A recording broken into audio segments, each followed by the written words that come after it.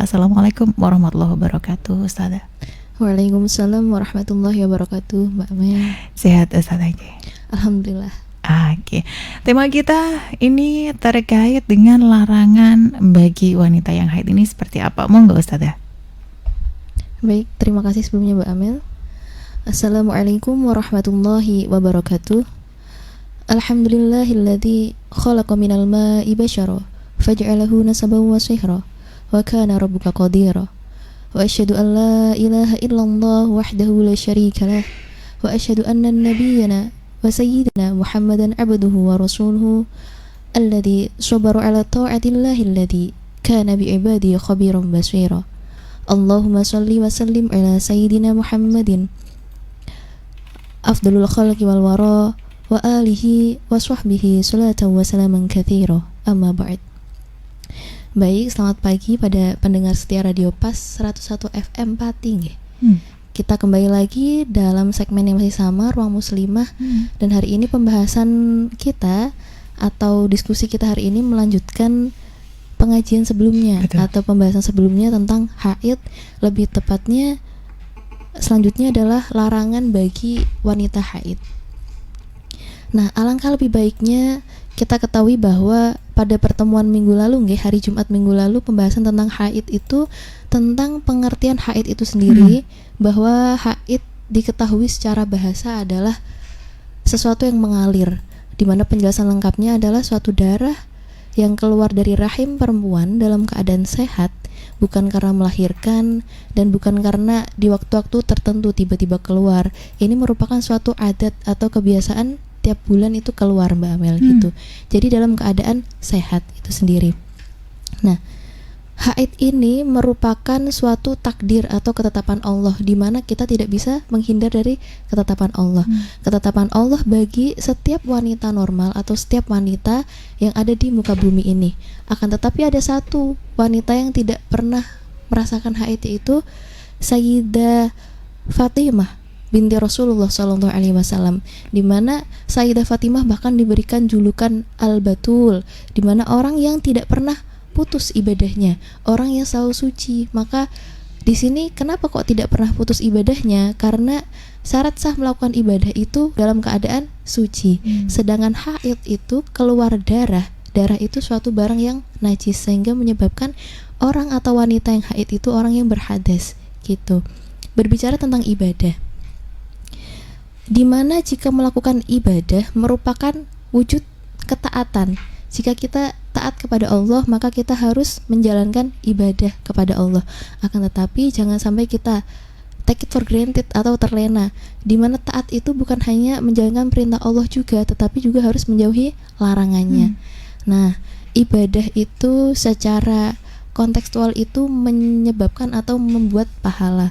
Akan tetapi bagi wanita haid di mana berhadas besar, hal-hal atau ibadah yang seharusnya menimbulkan pahala ketika dilakukan, bagi wanita haid ini justru akan menjadi sebuah pahala jika ditinggalkan.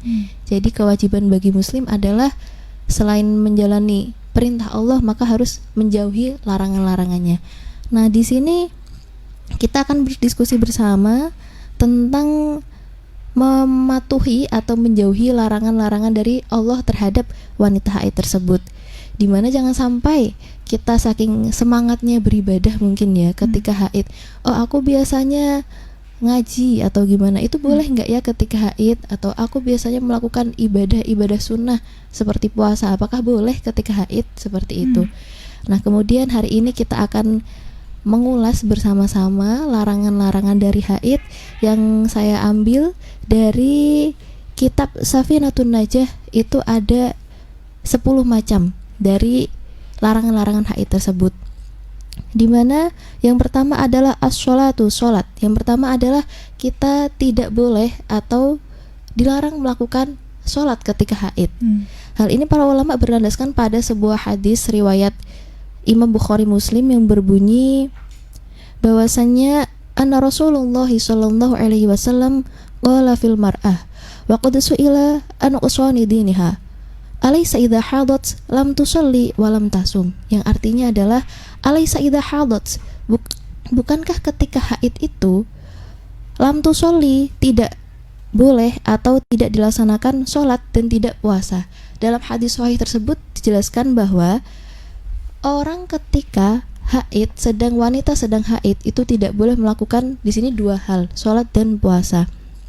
Kita ketahui bahwa sholat itu memiliki syarat sah. Syarat sah sholat adalah dalam keadaan suci. Sedangkan tadi saya bilang bahwa haid itu kita berhadas besar lagi, jadi tidak boleh melakukan sholat. Nah, sholat apa saja yang tidak boleh dilakukan ketika haid ini? Sholat yang tidak boleh dilakukan ketika haid itu yang pertama sholat wajib tentunya, yang kedua sholat wajib atau sholat fardu, yang kedua yaitu sholat sunnah. Nah, kemudian ada lagi sujud tilawah, sujud syukur. Itu ada dua ya, sujud tilawah, sujud syukur. Kenapa tidak boleh dilakukan? Karena tata cara dalam melakukan sujud itu ada takbiratul ihram, ada sujud, dan itu semua merupakan salah satu atau beberapa macam gerakan-gerakan dalam sholat itu sendiri. Maka sujud itu dihukumi tidak boleh atau haram dilakukan juga untuk wanita haid. Saya akan memberikan sebuah contoh kasus misalnya.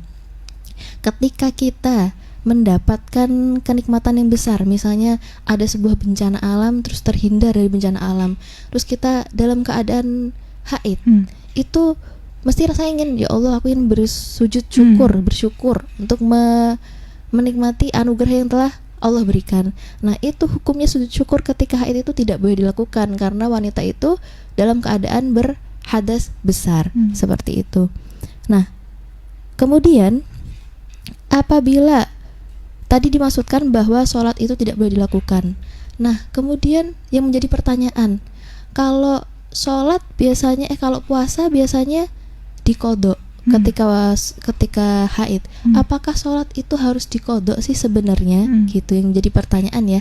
Apakah sholat itu harus dikodok? Nah, dalam hal ini para ulama itu berdasar pada sebuah hadis riwayat muttafaq alaih Bukhari Muslim dari Aisyah radhiyallahu anha yang berbunyi kunna nu'maru biqada'is shaumi wala nu'maru biqada'is shalah. Yang artinya kunna nu'maru, kami diperintahkan biqada'is shaumi, untuk mengkodok shaum, artinya mengkodok puasa, tapi tidak diperintahkan untuk mengkodok sholat. Nah, sehingga di sini dijelaskan tidak usah mengkodok sholat. Nah, sholat seperti apa sih yang tidak perlu dikodok? Nah, sholat yang dimaksud di sini adalah sholat yang kita tinggalkan atau wanita haid tinggalkan ketika selama waktu batas normalnya haid, di mana batas normalnya haid adalah 5-7 hari. Nah, selama meninggalkan sholat itu tidak wajib hukumnya untuk dikodok. Kenapa? Selain memberatkan sholat itu kan banyak, sehari ada 5 waktu. Kalau dikodok semua itu kan suatu hal yang memberatkan, sedangkan Islam itu memudahkan bagi umatnya. Nah, jadi ketika kita ingin mengkodok sholat selama sepanjang waktu haid itu malah tidak perlu, tidak diwajibkan dan tidak harus, seperti itu. Nah, akan tetapi dengan adanya hal tersebut itu bukan berarti ketika kita haid itu tidak mengkodok sholat belas. Jadi ada aturan-aturannya Mbak Amel ternyata. Jadi yang dimaksud kodok di sini adalah kodok sholat yang tidak dilakukan selama sepanjang waktu haid. Nah, terkait sholat yang ini awal mula haid itu sendiri, apakah wajib dikodok?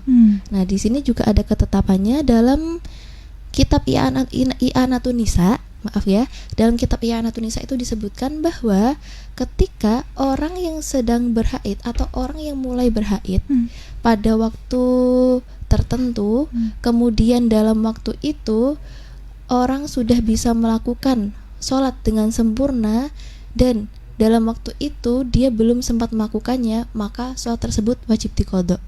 Jika tidak paham, saya beri contoh kasus.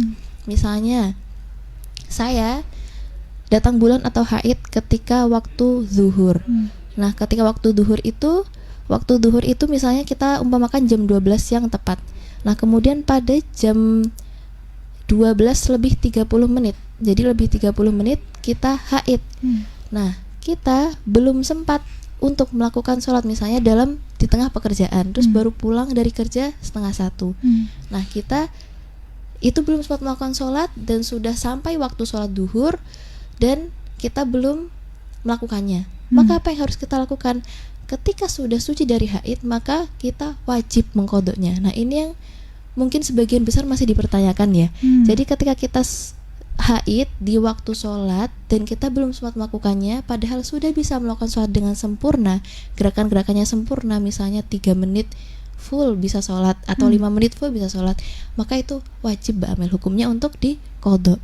Nah kemudian salah satu contoh lain, misalnya kita adzan duhur, itu contoh lain dari tadi kan yang bisa diqadha. Nah kemudian misalnya duhur lagi jam 12.00, terus kita mengalami haid itu jam 12.01, apakah wanita atau apakah umat Islam itu bisa menjalankan sholat dalam waktu 1 menit 4 rakaat? Nah, jika dalam kondisi tersebut tidak bisa melaksanakan satu sholat dengan sempurna atau sholatnya tidak bisa habis sampai salam, maka tidak wajib kita untuk mengqadhanya. Jadi sekarang ada 2 hal baru.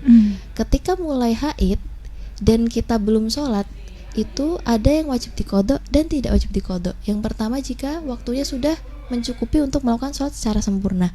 Nah yang kedua, ketika waktunya itu tidak cukup untuk menjalankan sholat secara sempurna, seperti itu. Nah tadi berarti membahas tentang permulaan haid. Nah sekarang kita beralih kepada akhir waktu haid. Oke, ketika wanita haid kemudian di awal sholat itu seperti apa? Ada 2 yang wajib diqadha dan juga yang tidak. Lalu untuk di akhirnya ini seperti apa ini Ustazah? Monggo. Baik, terima kasih Mbak Amel. Tadi kita membahas tentang larangan pertama, yaitu sholat dan kewajiban untuk mengqadhanya. Nah tadi kita membahas tentang kewajiban mengqadha jika awal mula haid. Nah kemudian jika berhentinya haid, apakah ada yang harus diqadha ataukah ya udah ketika kita berhenti di asar tinggal sholat asar, ketika berhenti di sholat maghrib tinggal sholat maghrib, apakah bagaimana? Nah di sini ketentuannya, jika kita berhenti haid di waktu sholat yang bilangan sholat bisa dijamak, maka kita harus mengqadha sholat sebelumnya yang bisa dijamak tersebut. Maksudnya adalah nanti kita akan memberikan sebuah contoh, dan misalnya dalam waktu sholat tersebut kita masih bisa melakukan takbiratul ihram saja. Kalau tadi kan waktu diqadha di awal kita harus bisa melakukan sholat secara sempurna dari takbiratul ihram sampai salam. Akan tetapi ketentuan untuk di akhir haid, jika waktu itu cukup untuk sekedar melakukan takbiratul ihram saja, maka perempuan yang haid itu, yang sudah selesai haid itu wajib mengqadha sholat tersebut juga. Nah ada beberapa contoh kasus. Yang pertama yang saya bawa ini ketika kita melakukan sholat zuhur. Sholat zuhur itu berhenti, waktu zuhurnya itu misalnya jam 12 sampai jam 3. Kemudian kita berhenti haid pada jam 2:59, sisa 1 menit lagi sebelum adzan asar. Apakah dalam 1 menit itu kita bisa melakukan takbiratul ihram, Allahu Akbar? Jika cukup waktunya, maka sholat duhur tersebut yang tersisa 1 menit itu wajib diqadha, wajib sholat duhur gitu. Nah apabila kita asar, misalnya kita selesai di waktu asar, sedangkan waktu asar itu sampai pukul 6 sore, sedangkan berhentinya darah itu jam 5:30, maka itu masih cukup, bahkan lebih, masih sisa waktu 30 menit. Nah itu wajib sholat asar dan mengqadha sholat duhur. Kenapa? Karena sholat duhur tadi merupakan bilangan sholat yang bisa dijamak dengan sholat asar. Jadi ketika kita suci di waktu asar, kita bersuci dulu, kemudian kita mengqadha sholat duhur, baru sholat asar. Jangan dilupakan sholat duhurnya, seperti itu. Nah apabila kita, contoh lain, apabila kita suci ketika maghrib, tapi maghrib itu selesainya jam 7 malam, sedangkan kita baru selesai haid itu di jam 6:59. Jadi sisa 1 menit untuk takbiratul ihram. Akan tetapi kan di waktu itu kita tidak bisa ya untuk melakukan sholat maghrib secara adaan atau secara tepat waktunya, karena 1 menit, sedangkan untuk menjalankan sholat sempurna itu 5 menit tadi. Jadi kita tetap wajib sholat maghrib di waktu. Jika tidak cukup waktunya, maka kita harus mengqadha maghrib tersebut. Jadi jika ketentuannya berbeda, jika awal mula haid waktunya cukup untuk melakukan sholat secara sempurna, maka diharuskan untuk sholat secara sempurna. Akan tetapi di waktu berakhirnya haid, ketika sisa waktu sholat itu masih cukup untuk melakukan takbiratul ihram saja, itu sudah diwajibkan untuk mengqadha sholat. Jadi jangan lupa misalkan kita suci di waktu Isya atau Asar misalnya, dan Isya sama Asar itu kan bisa dijamak. Dijamak itu sholat yang dikumpulkan dalam satu waktu. Jadi misalnya kita selesai haid di waktu Asar, sedangkan Asar itu bisa dijamak dengan duhur, maka sholat duhur itu yang masih haid tadi itu kewajibannya juga untuk mengqadhanya, karena termasuk bilangan yang bisa dijamak dengan sholat Asar. Seperti itu Mbak Amel. Gitu ya. Jadi memang harus teliti ini. Iya, ini yang sering menjadi perbincangan karena sholat mana sih ini sholat harus diqadha atau tidak, sepanjang haid itu harus diqadha atau tidak, seperti itu. Jadi untuk pembahasan sholat selengkapnya seperti ini. Mungkin nanti kalau ada yang ditanyakan lagi boleh. Kemudian kita masuk ke larangan yang kedua, karena ada 10 larangan ya. Nah, larangan kedua itu tawaf. Tawaf adalah mengelilingi Ka'bah. Nah, tawaf di sini seorang wanita yang haid itu haram banget hukumnya untuk melaksanakan tawaf, baik itu tawaf fardu atau tawaf sunnah. Hal ini karena diriwayatkan dalam sebuah hadis, ulama telah menjelaskan dari riwayat Al-Hakim yang berbunyi inna tawafa bil baiti mithlus sholah, di mana tawaf itu, tawaf di Baitullah, di rumah Allah itu mithlus sholah, seperti halnya sholat. Tawaf itu merupakan bagian dari sholat. Di sini sesungguhnya tawaf itu seperti hanya sholat. Sehingga seperti halnya sholat yang mewajibkan syarat sahnya itu berupa suci, hal itu juga berlaku juga untuk tawaf. Jadi tawaf juga harus dalam keadaan suci. Sedangkan tadi saya jelaskan bahwa orang haid itu berhadas besar yang tidak diperbolehkan untuk beribadah, sholat dan juga tawaf. Kemudian kita lanjutkan lagi untuk yang ketiga, yaitu memegang mushaf Al-Quran. Nah, memegang mushaf Al-Quran ini sudah dijelaskan juga daripada ayat Al-Quran, Quran surat Al-Waqi'ah ayat 79 yang berbunyi A'udzu billahi minasyaitonir rajim. Bismillahirrahmanirrahim. La yamassuhu illal mutahharun. Yang artinya tidak boleh menyentuhnya, yang hal ini berupa Al-Quran, kecuali orang-orang yang disucikan. Hanya orang-orang yang dalam keadaan suci saja yang boleh memegang Al-Quran. Nah, kemudian muncul pertanyaan, kalau memegang tafsir bagaimana? Kalau memegang buku pelajaran Quran hadis misalnya, misalnya sedang membahas surat tentang Al-Waqi'ah atau Al-Mulk, otomatis di dalamnya ada ayat-ayat Al-Qur'annya, itu bagaimana hukumnya? Nah, jika membahas tentang tafsir atau buku tulis, buku pegangan siswa misalnya, itu yang terdapat ayat Al-Quran itu hukumnya boleh jika komposisinya atau kata-kata berbahasa Indonesianya itu daripada ayat Al-Qurannya itu lebih banyak kata-kata berbahasa Indonesianya, atau misalkan tafsir lebih banyak tafsirnya daripada ayat Al-Qurannya gitu. Jadi ada dua hukumnya ya. Ketika itu murni untuk membaca Al-Quran itu tidak boleh, haram. Akan tetapi jika itu untuk belajar dan isinya buku pelajaran atau tafsir, itu maka hukumnya boleh dari ayat tersebut. Kemudian yang keempat itu membawa Al-Quran. Tadi memegang Al-Quran, memegang Al-Quran saja tidak boleh, apalagi membawanya. Seperti itu. Nah, akan tetapi ada sebuah contoh kasus, saya berikan contoh kasus. Misalnya dalam kondisi Mbak Amel mau pindahan rumah baru. Nah, kemudian Mbak Amel mempunyai beberapa Al-Quran yang harus dibawa, sedangkan dalam keadaan haid. Nah, itu gimana sih hukumnya? Apakah boleh kita membawa Al-Quran terus dipindah ke rumah baru? Nah, itu gimana? Ada dua hukumnya. Yang pertama, jika kita memang berniat untuk membawa barang-barang saja di mana di dalamnya itu ada Al-Quran, maka hukumnya boleh, karena niatnya adalah memindahkan barang. Akan tetapi jika diniati untuk memindahkan Al-Quran, memang niatnya membawa Al-Quran ke rumah baru, itu tidak boleh. Jadi makanya ada innamal a'malu binniyat, karena segala sesuatu itu tergantung dari niatnya. Itu tadi. Tidak bolehnya adalah ketika niatnya itu berbeda, niatnya itu emang pengen membawa, tidak karena ingin memindahkan barang-barang ke rumah baru. Seperti itu yang tidak boleh. Kemudian kita lanjutkan bahasan yang kelima. Tadi sudah mendapatkan 4.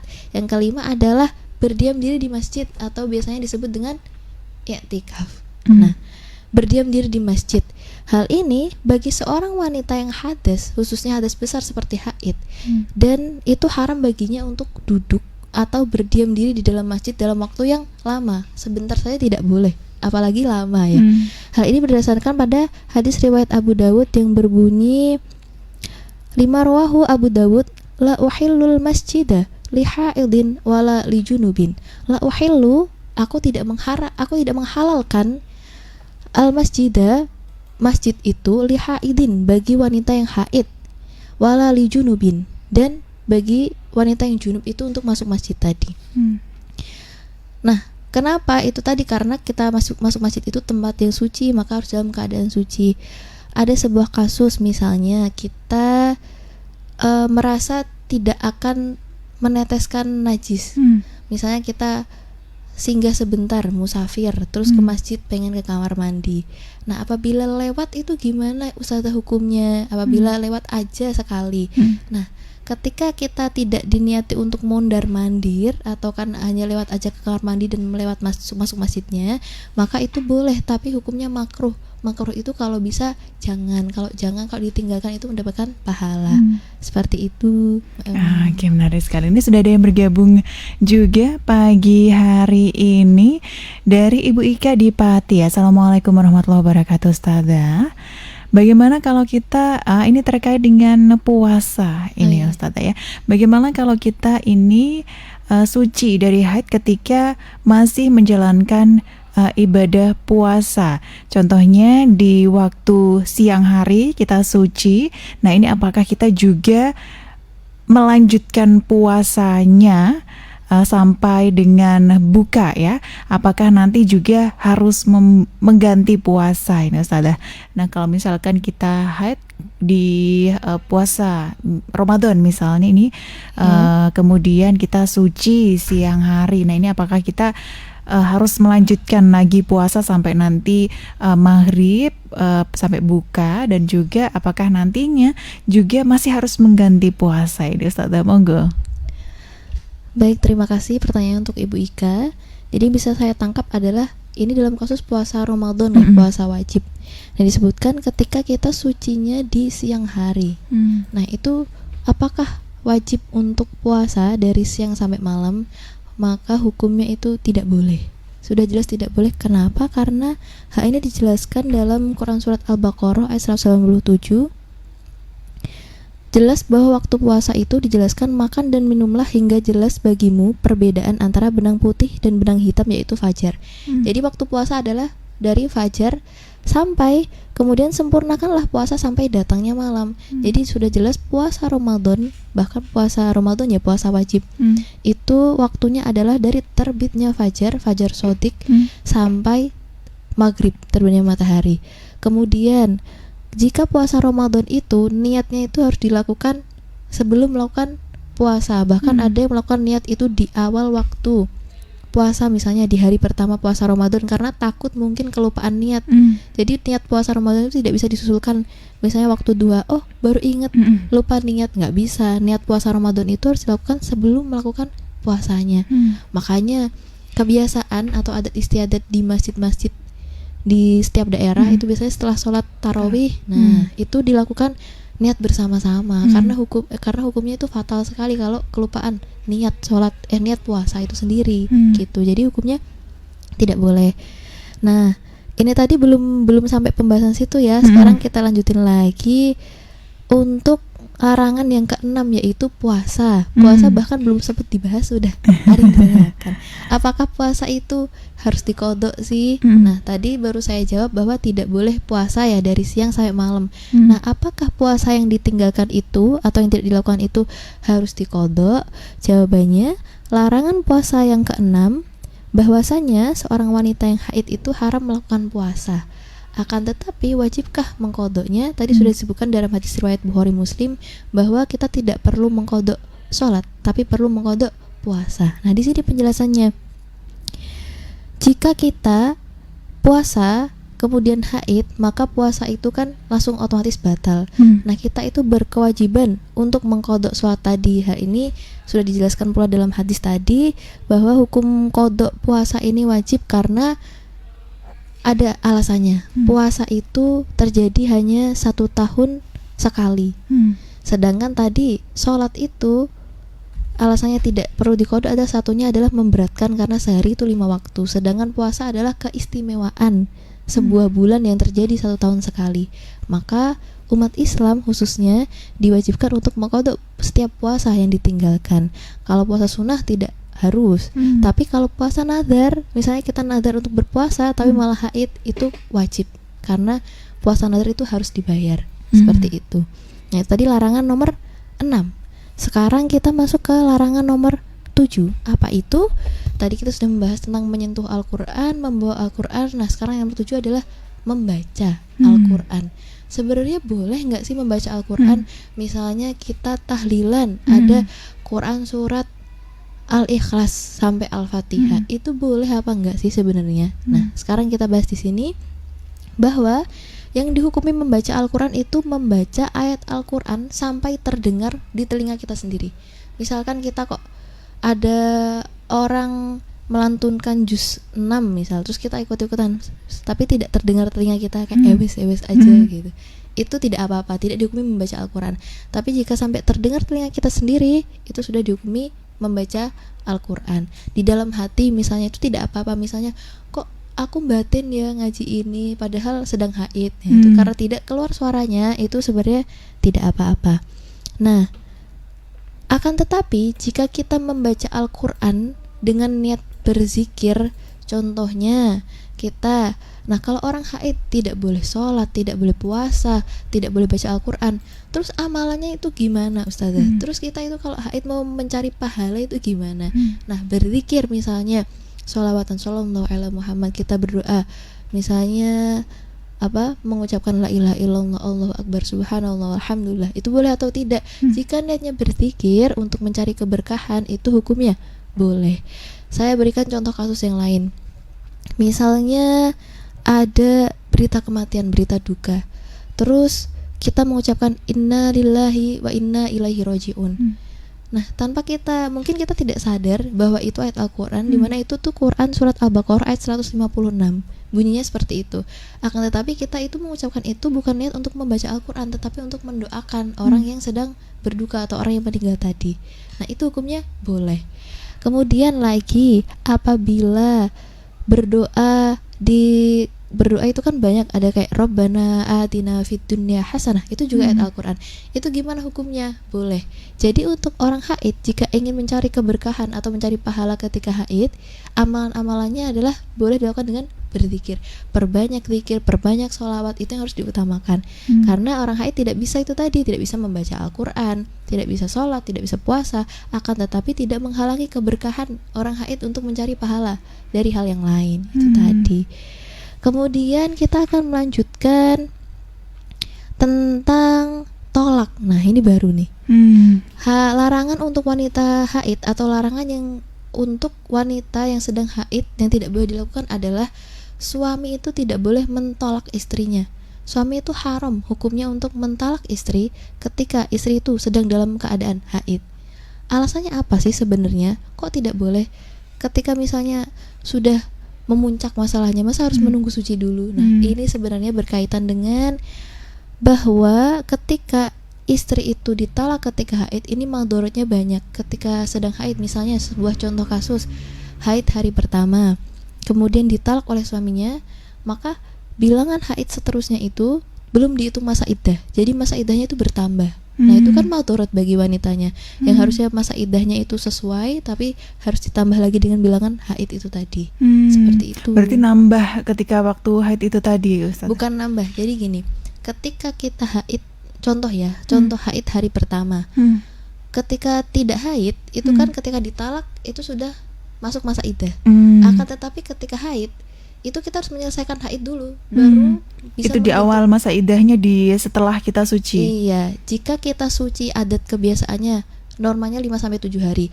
Ya kalau 5-7 hari. Kalau misalnya adat kebiasaannya sucinya 12 hari. Nah, atau 11 hari, 10 hari, kan menambah hampir 2 minggu masa iddahnya. Seperti itu.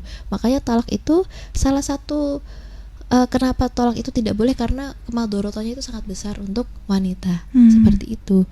Nah, kemudian yang ke-9 ini sebenarnya seperti penguatan lagi dari iktikaf. Nomor 9 adalah melewati masjid jika takut mengotorinya. Lewat saja, enggak kok berdiam diri, enggak kok mampir ke kamar mandi, cuma lewat halamannya saja ini loh Mbak Amel.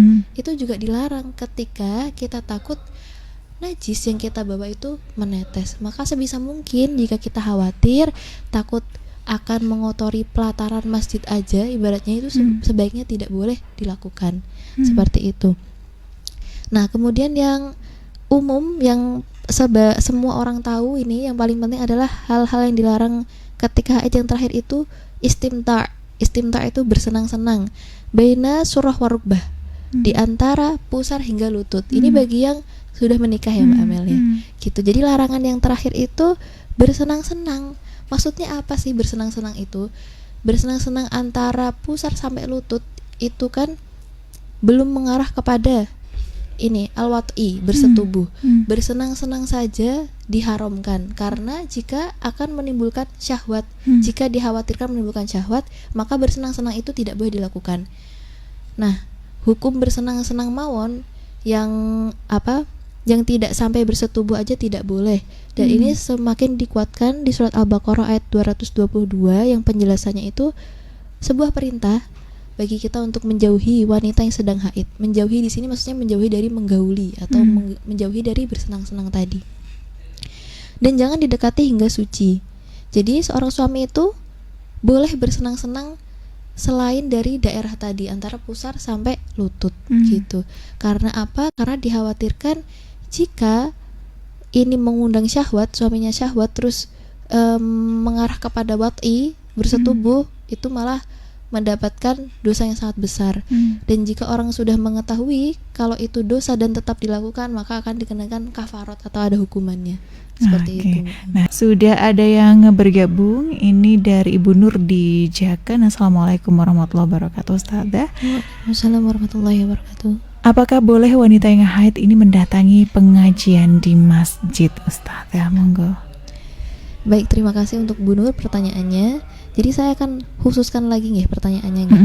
Itu pengajian di masjid. Sedangkan jika ada dua kondisi. Yang pertama, jika pengajian itu memang di dalam masjid. Yang kedua, jika di halaman masjid. Biasanya kan ada pengajian umum tuh di depan masjid. Nah, itu gimana sih hukumnya? Tadi sudah saya sebutkan bahwa bahkan melintasi masjid saja tidak boleh, haram hukumnya jika takut mengotori. Jadi amannya ketika di dalam masjid itu jelas tidak boleh, karena itu berdiam diri. Pengajian itu kan lama ya. Orang sebentar aja hukumnya makruh karena apabila takut najisnya jatuh atau bagaimana. Nah, kalau misalnya itu tadi di pelataran masjid, misalnya pengajiannya di pelataran masjid, itu bagaimana hukumnya? Boleh, asal tidak ada kekhawatiran untuk jatuhnya najis di masjid itu sendiri, di pelataran masjid itu sendiri. Maka baiknya gimana? Boleh bawa alas misalnya. Kalau misalnya takut khawatir, jangan ya. Ini jika tidak khawatir dan menjaga supaya tidak jatuh. Jadi kita harus mempersiapkan kemungkinan terburuknya kan. Misal kita menajisi gitu ya. Tapi jadi harus berkeyakinan bahwa tidak akan mengotori masjid itu sendiri. Tapi jika kekhawatirannya sangat besar untuk mengotori masjid, lebih baik untuk tidak datang karena hukumnya tadi kan makruh. Ketika mungkin menghadiri pengajian itu pahala, tetapi jika hal yang makruh itu ditinggalkan mendapatkan pahala, berbeda hukumnya ya. Karena dalam kondisi tadi berhadas besar wanita haid itu sendiri. Gitu. Itu pun jika ada sebuah pendapat mayoritas di mana itu diperbolehkan, termasuk pendapatnya Imam Al-Muzani, tapi itu hanya perbedaan pendapat gitu loh Mbak, khilafiyah. Jadi ada yang boleh atau yang enggak, tetapi untuk menjaga, ibaratnya menjaga diri supaya tidak membawa barang najis. Kita kan membawa barang najis ya, itu lebih baik untuk dihindari jika takut untuk mengotori. Akan tetapi jika misalnya haidnya udah mau selesai mungkin, atau pokoknya ini nggak akan tembus sih karena udah mau selesai, udah mau habis, nah itu boleh. Seperti itu. Kita tadi untuk Ibu nur yang ada di Jaken. Jadi dipastikan dulu pengajiannya di dalam atau di luar masjid. Nah, orang di luar saja hukumnya makruh, apalagi di dalam nggak boleh. Dan juga dipastikan kalau misalkan di luar dipastikan akan tembus atau tidak, itu Iya, tadi hadnya. iya. Itu tadi Bu Nur, terima kasih untuk pertanyaan. Nah, Ustazah, ini karena waktunya terbatas, bisa Iya. memberikan closing statementnya untuk pertemuan kita di pagi hari ini, mau nggak Ustazah? Baik, terima kasih sudah berdiskusi bersama tentang ternyata banyak sekali ya larangan-larangan haid yang mungkin sudah sebagian kita ketahui dan sebagian lagi menjadi hal yang tambahan baru gitu. Nah, jadi berbicara tentang ibadah itu sejatinya membawa pahala, akan tetapi dalam kondisi haid yang membawa hadas besar, ibadah ini justru jika ditinggalkan itu akan memberikan pahala. Nah, karena orang haid ini, wanita haid ini tidak bisa beribadah, kita tidak bisa memungkiri bahwa itu semua mengurangi ibadah kita. Akan tetapi ada amal-amal lain yang dianjurkan untuk wanita haid supaya tetap bisa beribadah atau mencari pahala kepada Allah, dengan cara kita bisa melakukan tadi yang saya bahas, bisa melakukan berzikir, berdoa, kemudian melakukan hal-hal positif lainnya, tidak melakukan yang mungkar maksudnya ya. Jadi melakukan kegiatan yang baik-baik gitu, kemudian melakukan kegiatan yang positif seperti itu. Akan tetapi ketika kita sudah suci, sudah bersih, kita harus wajib untuk melakukan mandi janabat, mandi haid tadi, dan kita bisa kembali melakukan ibadah seperti semula, akan tetapi tidak lupa dengan kewajiban tadi. Kita harus, apabila ada kewajiban qadha puasa, itu harus dibayar. Yang kedua, ternyata ada qadha sholat, itu harus diperhatikan terlebih lagi. Jadi ibadah itu tidak harus dilakukan ketika haid karena tidak diperbolehkan, akan tetapi ketika suci itu malah hukumnya wajib untuk menggantinya tadi. Kita harus tidak boleh terlena, tidak boleh take it for granted tadi, tentang apa saja yang harus dilakukan dan apa saja yang harus diganti. Seperti itu ketika haid. Oke, terima kasih Ustazah untuk materi yang luar biasa di pagi hari ini. Assalamualaikum warahmatullahi wabarakatuh, Ustazah. Waalaikumsalam warahmatullahi wabarakatuh.